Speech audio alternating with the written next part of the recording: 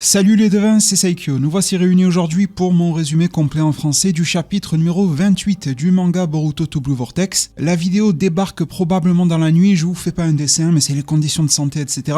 Idem pour le stream de demain au moment de la sortie du chapitre. En théorie, ça devrait avoir lieu, mais à voir si mon état de santé me le permettra ou non. Restez à l'affût, ça devrait se faire, mais je veux pas faire de promesses que je ne saurais tenir. Je vous remercie en tout cas infiniment d'être là. Pour le soutien, je vais me permettre de vous demander plus de pouces en l'air qu'à l'accoutumée s'il vous plaît, ça permettra d'aider un petit peu au référencement de cette vidéo. Et je me permets de vous diffuser le sponsor de cette vidéo, histoire d'obtenir un rafraîchissement de conséquences parce que vous allez le voir, le chapitre est très chaud. Les GOAT sont de retour. Oli, une vraie alternative plus saine au soda classique. Je suis toujours en kiff sur leur gamme d'Ice Tea. Ça fait tellement du bien de pouvoir varier les goûts. Avant, on avait toujours le classique pêche citron, là il y a tout. Une vraie boisson de type Ice Tea, mais déclinée en mangue, fruit de la passion, hibiscus, kiwi ou même vanille. Avec tout autant de déclinaisons, il y a les gammes hydratation ou encore énergie. Le packaging est toujours cool, rien que ça donne l'énergie en mode prédateur. Et ces derniers temps, je bois plus rien d'autre en fait. Je bois de l'eau la majorité du temps et de temps à autre du Oli. C'est hyper simple à préparer. J'ai voulu le faire goûter à mes parents pour tout vous dire, qui viennent de passer à la maison. J'ai pris mon shaker Oli, j'ai mis 500 ml d'eau dedans, j'ai versé mon sachet par-dessus, j'ai secoué le tout et la boisson était prête. C'est facile à préparer, à transporter aussi vu que c'est au format sachet. J'ai versé ma petite préparation dans une carafe, j'ai refait la même opération pour monter à 1 litre de préparation et remplir ma carafe. C'est parti au frigo, ils se sont régalés. Résultat, je leur ai donné des boîtes pour qu'ils en refassent à la maison, ils ont vraiment adoré. Les gammes Oli sont boostés aux antioxydants, en vitamines, on en recherche souvent en hiver et tu peux les découvrir directement par un pack découverte. Ça permet de tester un petit peu tout. En utilisant mon code Saikyo5 et en prenant mon lien en description, ça fait 5 € de réduction sur la première commande. Et il y a aussi une réduction pour ceux qui connaissent déjà, si c'est pour renouveler le stock. Il y a le code Saikyo10, moins 10% de réduction immédiate sur toutes les commandes. Le lien et les codes promo sont à l'écran, surtout en haut de la description et en commentaire épinglé à cette vidéo. Oli envoie un gros soutien à l'activité de la chaîne en sponsorisant cette vidéo. Et plus vous serez nombreux à passer par mon lien avec mes codes, et plus leur force sera élevée. C'est exactement comme le Genkidama, n'hésitez pas à foncer.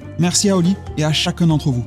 Le chapitre est titré « Un nouveau pouvoir ». Il y est inscrit que les insectes ont finalement envahi Konoha, donc les insectes c'est Mamushi. Les équipes de Konoha seront-elles capables de protéger Ada jusqu'au bout? Concernant Sumire, qui figure sur cette page de couverture avec l'épée de Boruto, il est inscrit les sentiments qui lui ont été confiés, que l'on peut aussi traduire par les sentiments déposés entre ses mains. Vous voyez rapidement le jeu de mots. Un autre texte nous indique « serre-les contre toi ». Je pense qu'il y a une métaphore évidente par rapport à l'épée et aux sentiments qu'elle a cru à minima recueillir de la part de Boruto ici. Le chapitre s'ouvre avec notre bon ami Inojin. Il s'entraîne dans le repère d'Orochimaru, habité par Kashinkoji et Boruto à son nouveau jutsu, celui aperçu par le dippo du clone de Jiraiya, lui permettant de prendre une belle avance. L'entraînement paraît plutôt mental, spirituel. Il va mettre à profit les techniques Yamanaka et fait émerger devant lui une sorte de lueur ou de forme assez étrange. Boruto et Kashinkoji l'observent, Koji le félicitant même, lui disant que c'est plus ou moins la forme que cela doit avoir. Il est en train d'y arriver. Boruto félicite Inojin, il a réussi à maîtriser ce jutsu, mais Inojin ne veut pas copiner avec Boruto. Il lui dit qu'il est là pour le bien de Konoha, pour celui d'Imawari. Et vu qu'il est toujours sous le coup de l'omnipotence de Ada sans s'en rendre compte, il le considère toujours comme un traître et ne l'accepte pas comme un camarade. Boruto répond tout aussi froidement et se prend pas la tête à lui expliquer les tenants et aboutissants. Il se concentre en même temps comme s'il allait pratiquer le Hiraishi no Jutsu. Il lui dit que c'est pareil pour lui. Ce n'est pas comme s'il l'avait accepté non plus et de toute façon, si jamais il venait à toucher au moindre cheveu d'Imawari, il pourrait rapidement en perdre sa tête. Inojin ne comprend pas trop, mais Boruto n'est déjà plus là. Il a utilisé la technique de son grand-père, il est évidemment retourné du côté de Konoha, il avait donné une mission à Sumire. Katana enveloppé de l'Agoromo, la technique qui permet de le protéger, Boruto semble conquis, mais il remarque, accompagné de Sumire, qui a mené à bien sa mission, que l'épée semble absorber son chakra. C'est anormal. Sumire se veut rassurante. Elle a retravaillé le sabre de manière à ce qu'il puisse activer cette technique-là en consumant du chakra progressivement de Boruto sans qu'il n'ait à y penser. Cela se fait naturellement, c'est un petit peu comme respirer, il n'a pas besoin de se focaliser là-dessus. Tant que Boruto possède du chakra, l'épée est alimentée et maintient le jutsu. Mais attention, si quelqu'un d'autre s'empare du sabre, lui dit Sumire, quelqu'un qui n'est pas enregistré, ça va aspirer quasiment tout son chakra immédiatement. Pour le moment, il n'y a que 3 personnes enregistrées, Boruto, Sasuke et Sumire, histoire qu'elle puisse bosser sur la lame. Boruto comprend et semble se satisfaire de la situation. C'est un petit peu comme un objet scientifique ninja avec ses propres mécanismes de sécurité. Cependant, dit Sumire d'un air un petit peu plus sérieux, cette épée est faite d'un matériau assez spécial qui a été infusé à l'intérieur de celle-ci. Boruto lui jette un drôle de regard, mais on n'a pas trop le temps de divaguer. Toujours à Konoha, réunion père-fils. C'est malheureusement pas Naruto et Boruto, c'est tout de même l'Hokage actuel Shikamaru avec son rejeton Shikadai. Il lui explique absolument tout. Les Shinju, Konoha qui deviendra un champ de bataille, qu'il souhaite informer son fils en premier lieu, mais aussi que Shikamaru va endosser le rôle de porter ce fardeau sur ses épaules. Shikadai est interloqué, bien que dans le respect, Shikadai ne comprend pas trop. Comment se fait-il que Shikamaru se rattache à Boruto? À ses yeux, il ne mâche pas ses mots, c'est un salopard. C'est le criminel qui a tué le 7e Hokage. Comment Shikamaru pourrait le lui pardonner? Eh bien, Shikamaru va lui en dire plus sur ses convictions, sur ce qui l'anime. Lorsqu'il est devenu Kage, il a pris comme un serment interne, celui de ne jamais compromettre ses propres convictions, peu importe les circonstances, tout comme son prédécesseur Naruto le faisait. C'est pour cela qu'il reste ainsi aujourd'hui, il ne les tord pas, aucune compromission, et il ne cédera pas à la pression actuelle. Il se fie à lui-même et ce qui lui semble bon. Autre scène, toujours au village caché de la feuille, Mitsuki prend place au cœur de l'interrogatoire par Kobu. Sai est toujours là à la surveillance et c'est le moment pour Konohamaru de partir.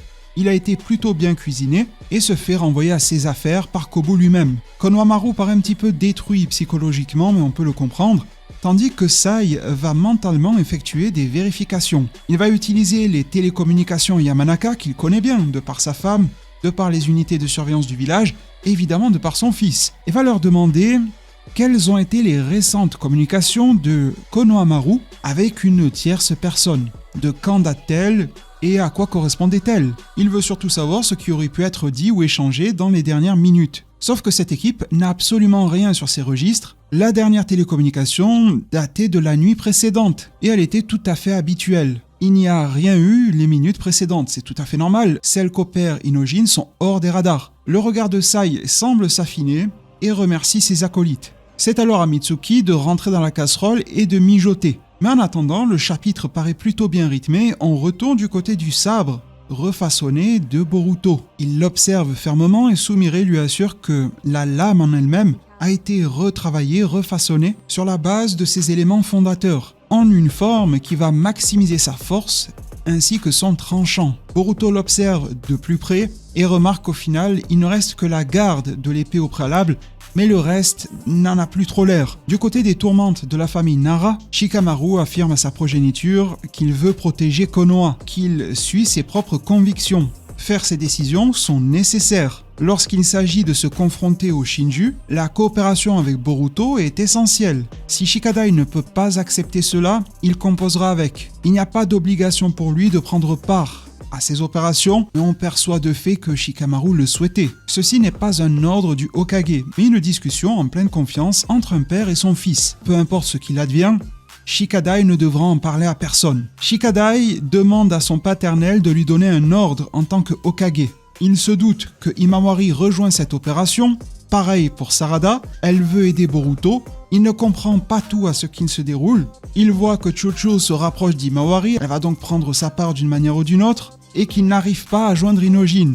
Donc quelque chose se trame dans l'ombre, il veut en faire partie. Alors, mettant de côté ses sentiments et ses ressentis par rapport à Boruto's actuel, en tant que ninja, il assumera d'obéir aux ordres du Hokage. Inojin, qui semble avoir maîtrisé son jutsu en 2 temps 3 mouvements, s'accorde même quelques précieuses minutes à poser des questions à Kashin Koji, comme s'il était à notre place, comme s'il voulait en savoir plus sur ses visions. Et vu à quel point Koji en sait, il se demande pourquoi est-ce qu'il n'en dévoile pas plus sur ce qu'il sait, pourquoi est-ce qu'il sélectionne finement les personnages auxquels il en parle, et Koji lui répond peu ou prou ce que nous savions déjà, avec un petit peu plus de contours. Après tout, Inojin lui dit-il, si je t'avais dévoilé ta mort, aurais-tu chargé face à Dura tel que tu l'as fait? Persister un futur dans lequel ton corps s'arrête, se stoppe et n'arrive pas à s'opposer face au Shinju suprême. En n'intervenant pas, je peux laisser certains ordres des choses se produire. C'est la philosophie de Kashin Koji.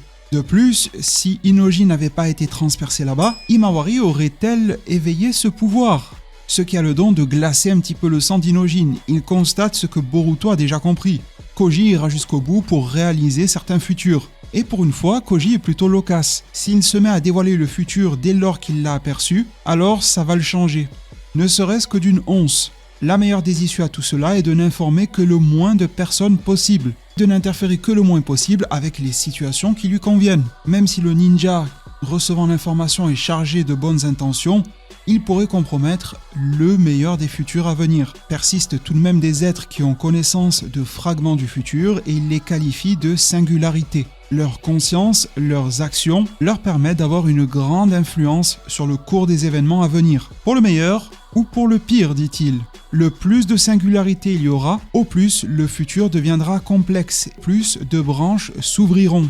Je rappelle, parenthèse, qu'à ce jour, il n'y a toujours pas de multivers dans Naruto. Il y a des sortes de branches perceptibles, mais une seule finit par se réaliser. Ce n'est pas comme si elle cohabitait avec des sortes de variants. Pour reprendre ce que dit Koji, faire des prédictions devient d'autant plus compliqué. Le Jippo, cette préscience, perdrait alors également en avantage s'il se mettait à dévoiler les visions qu'il obtient. Il faut définir alors à qui il faut en parler, dans quelle mesure, évaluer chacune des situations pour faire les meilleurs choix. Hyojin en déduit alors qu'il faut laisser les choses se faire, que cet ordre naturel des choses permettra de prendre une bonne direction globale. C'est un résumé qui ne semble pas vraiment convenir à Koji et il lui dit que, indépendamment de la justesse de ses choix, Hyojin n'en saura rien tant qu'il n'en aura pas récolté les fruits. Koji reste serein et pense avoir convoyé les bonnes informations, les informations nécessaires. Par exemple, en expliquant comment combattre un ennemi. Bien que la décision revienne à des personnages comme Boruto et Shikamaru. Et c'est là que nous avons, sans aucune bulle de dialogue, à des visuels sur le futur dans lequel Himawari meurt. Elle est dans les bras d'Hyojin qui est en pleurs, et ce n'est pas tout. Ada aussi y est passée, elle est absorbée par l'arbre Shinju tel Sasuke, et je ne sais pas si c'est pour l'effet de mise en scène, mais elle a l'air de l'avoir alimenté encore plus que le Uchiwa lui-même. D'autant plus qu'au-delà de la mise en scène, dès lors que Koji reprend la parole, il lui dira qu'ils doivent saisir leur chance d'éviter un futur dans lequel Himawari et Ada meurent. Il la qualifie de morte une fois qu'elle est scellée dans l'arbre tel qu'on le voit. Shikamaru va mettre à peu près tout le monde au parfum. Du moins ceux qui ont été sélectionnés pour cette mission. On y voit Sarada, Ada, Daemon, Chocho, Himawari, Shikadai, Konohamaru, Mitsuki, Delta, Kawaki, Amado, Boruto ou encore Sumire. Avec un gros indice concernant Kawaki, il est comme sur une table d'opération, ça rappelle beaucoup du C16 dans Dragon Ball. Nul doute sur le fait qu'Amado ait travaillé sur lui d'une manière ou d'une autre, c'est en tout cas très fortement implicité. Via télépathie Yamanaka, Shikamaru s'adresse à chacun de ses personnages. La transmission n'est pas officielle, n'est pas enregistrée, n'est pas détectable, mais ceux qui entendent ces mots font partie de la mission. Il y a 2 critères pour en faire partie. Premièrement, ne pas être hostile envers Boruto. En tout cas, dans cette bataille, ce qui a le don de nous montrer Kawaki soupirant, Shikamaru explique que Konoha continue de visualiser Boruto comme un ennemi et comme une cible à éliminer. Durant cette mission, il faut s'attendre à des actions sévères du village pour interférer avec ses mouvements. Chaque membre doit alors aider Boruto au vu de ses mouvements et agissements à venir au village, tout en restant à l'affût par rapport à l'ennemi. Secondo, cette transmission a lieu grâce à Hyojin Yamanaka. Il a créé une sorte de ligne spéciale via son nouveau jutsu, le Shindenjin, la transmission spirituelle. Cette forme se matérialise devant Hyojin et on voit qu'une projection visuelle a lieu via les crapauds de Koji, permettant à Shikamaru d'observer. Il leur fait le topo, leur explique ce qu'est l'ennemi, c'est Mamushi, le Shinju, un monstre qui peut se diviser et multiplier ses corps. Il peut effacer sa signature de chakra et donc le village ne le détectera pas à l'entrée. C'est pour cela que le nouveau jutsu de Hyojin est crucial. Il ne permet pas que de communiquer. Ce qui diffère avec cette nouvelle technique, c'est que chaque personne est considérée comme un récepteur. Chacun d'entre eux peut détecter les vibrations des objets qui les entourent. Pour vous la faire en gros, ça ressemble un petit peu à ce que fait Daredevil. Sumire et son attrait pour les sciences s'interrogent sur l'aspect vibrationnel. Hyojin nous explique que l'atout de cette technique, c'est que chaque objet, chaque chose, vivante ou non, a ses propres vibrations et ses propres fréquences qui les accompagnent. Vu que le chakra ne permettra pas de localiser Mamushi ni même de détecter son entrée au village, ils utiliseront ces vibrations pour le localiser. Shikamaru veut vulgariser les choses, il ne veut pas que son équipe se concentre trop sur ça. Hyojin et lui s'occuperont d'identifier les cibles. Cependant, le nombre de personnes qui peuvent communiquer via le Shindenjin au même moment n'est pas très élevé. C'est pour cela qu'à l'heure actuelle, il faut rester en petit comité. Shikadai se pose des questions sur Inojin. Son acolyte de toujours sort en une poignée d'heures un jutsu provenu littéralement du futur. Il n'y comprend rien et se pose des questions. Shikamaru aurait dû s'atteler à expliquer comment se défaire de Mamushi, car au moment où il allait le faire, il est déjà présent au village. D'une drôle de manière, il va alpaguer des habitants de Konoha, lui disant « Eh mon frère, où se trouve cette femme, Ada ?» Les capteurs d'Inojin s'affolent, les vibrations sont maximales, et le premier envoyé au front, c'est Boruto. Et on voit que tout est fait pour faciliter la tâche, pour qu'il se concentre sur l'opérationnel, sur le combat. Shikamaru indique une position, Koji rétorque avec le morceau de métal le plus proche pour que Boruto s'y déplace via le Hiraishin. C'est beaucoup plus tôt que prévu, mais c'est comme ça, dit Koji. Le futur change, le destin est en mouvement. Kawaki s'habille et on voit qu'il a l'air plutôt prêt à les combattre. Ada paraît dégoûtée, à la fois apeurée. Daemon la rassure sur le fait qu'il va la protéger. Mamushi ne posera pas un seul doigt sur elle. Sarada Uchiwa veut prendre part à ces festivités qui n'en sont pas, mais Shikamaru lui dit d'attendre. Il ne faut pas foncer et rusher comme ça. Il faut attendre les positionnements, l'ennemi est capable de se diviser, mais on ne peut pas blâmer Sarada, elle n'a pas été informée de la nature des capacités de l'adversaire. Shikamaru est obligé de le faire sur le tas dès lors que l'un de ses alliés, tel Sarada, veut bouger trop tôt.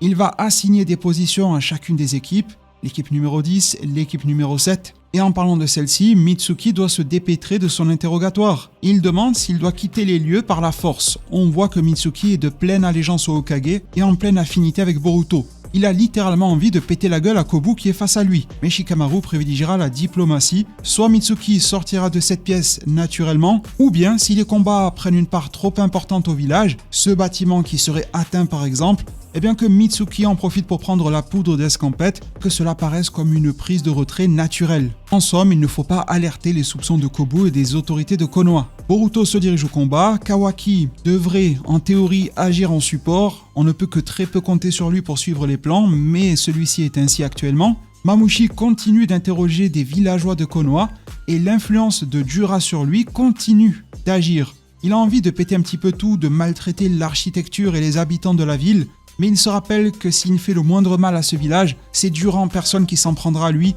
il va donc rester assez tranquille.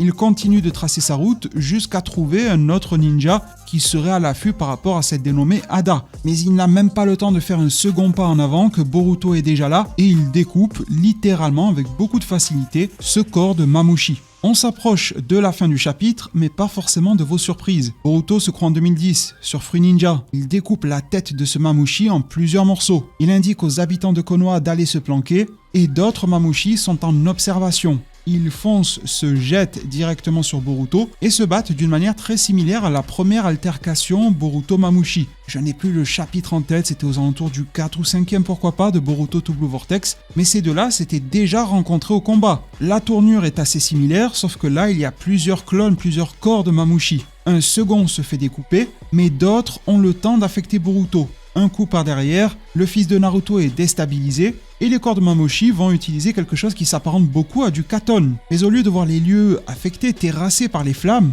c'est la silhouette de Boruto que l'on distingue. Les flammes s'amenuisent, et c'est la main droite de Boruto, tatouée d'apparence, qui est mise au premier plan.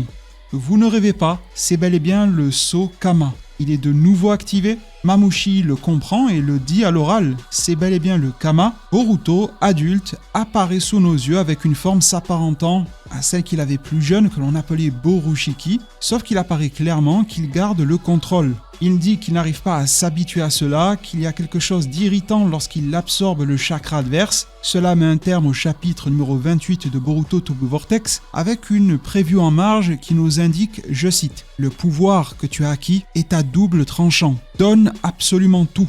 Dévoue ta vie et consume ton âme pour vaincre l'arbre Shinju humanoïde. » J'espère que suivre cette aventure du 28e chapitre de Boruto to Blue Vortex en ma compagnie vous a plu. C'était un énorme plaisir de vous la partager. J'allais dire si tout va bien. C'est pas forcément le cas, mais si tout va un minimum, on se retrouve demain pour la lecture en stream avec la version française complète. D'ici là, mettez un maximum de pouces en l'air. Vous avez le lien et le code promo pour Oli en description. Simplement, merci pour tout, merci du fond du cœur. Je serai là pour vous lire, pour vous répondre un maximum qu'il me sera possible. Abonnez-vous, activez la cloche, ça évite de rater des choses. Prenez tous extrêmement bien soin de votre futur. Et à plus pour de prochains arts divinatoires.